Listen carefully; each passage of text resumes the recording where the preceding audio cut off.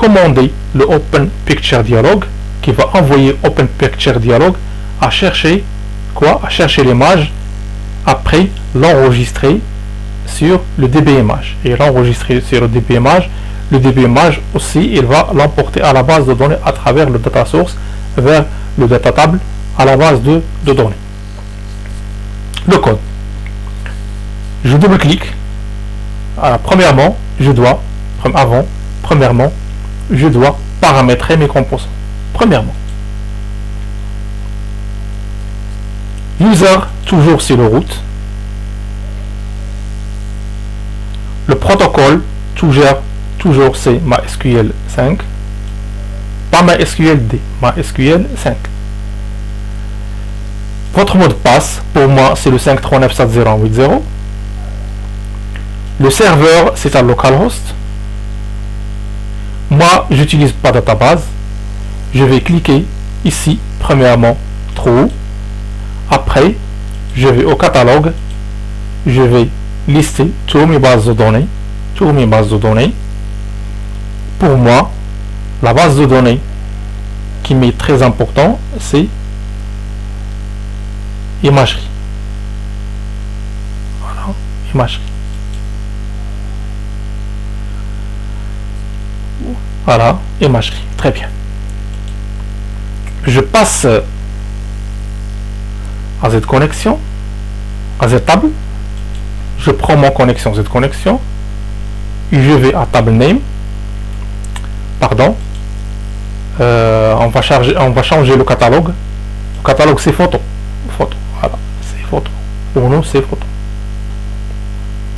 A, B, C, D, E, F, G, H. Photo, voilà. Très bien.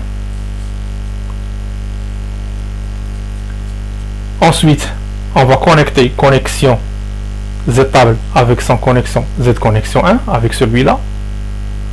On va à table name.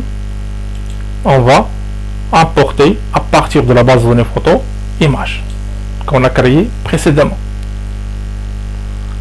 Voilà son création qu'on a créé ici. D'accord.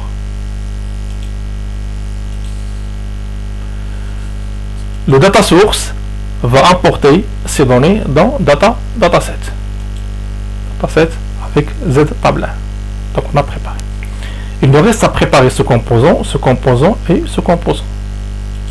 DB navigateur, son data source, c'est data source 1. DB image, son data source, c'est data source 1. DB démo, son data source, c'est data source 1. Donc ils sont connectés avec data source 1. Celui-là est connecté avec data source 1, celui-là est connecté avec data source 1 et celui-là il est connecté avec data source 1. D'accord? Très bien. Avec le data module ou bien le DB démo, le champ allié c'est le champ texte. Celui-là, on va lier le data field, c'est-à-dire le champ image. Très bien.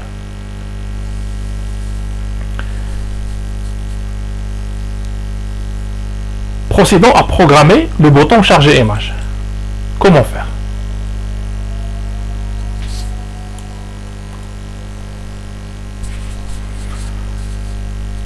Sur procéder bouton cliquer, premièrement, il faut s'assurer que le statut de notre table soit en mode insertion, soit en mode édition. C'est-à-dire, soit qu'on veut charger un nouvel enregistrement ou bien modifier un enregistrement. Donc, il faut s'assurer, c'est-à-dire ne pas charger, ne pas envoyer le bouton à demander Open Picture Dialog de charger une image tant qu'on n'est pas soit en mode édition, soit en mode insertion. Donc, il faut s'assurer. Comment?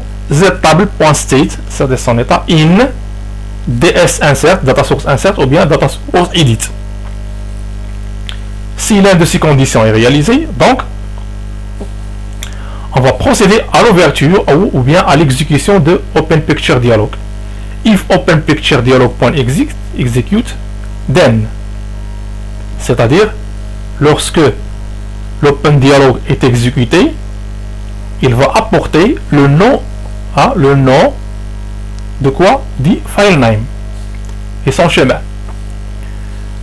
Après qu'il soit exécuté, le dbImage1, c'est-à-dire ce composant-là, le dbImage1, c'est-à-dire ce composant, dans sa propriété picture, parce qu'il a plusieurs propriétés, parmi lesquelles une propriété qui gère la picture, c'est-à-dire qui gère l'image, load from file, c'est-à-dire il va être chargé load, c'est-à-dire chargement from à partir du fichier.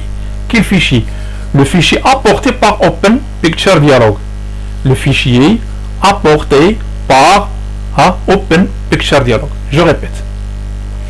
Premièrement, il faut s'assurer que le Z-Table est en mode ajout, insert, c'est-à-dire ou mode édition, c'est-à-dire modification. Après, la condition est réalisée, l'Open Picture Dialog va être exécuté, c'est-à-dire il va s'ouvrir. Quand il s'ouvre, il va renvoyer un fichier.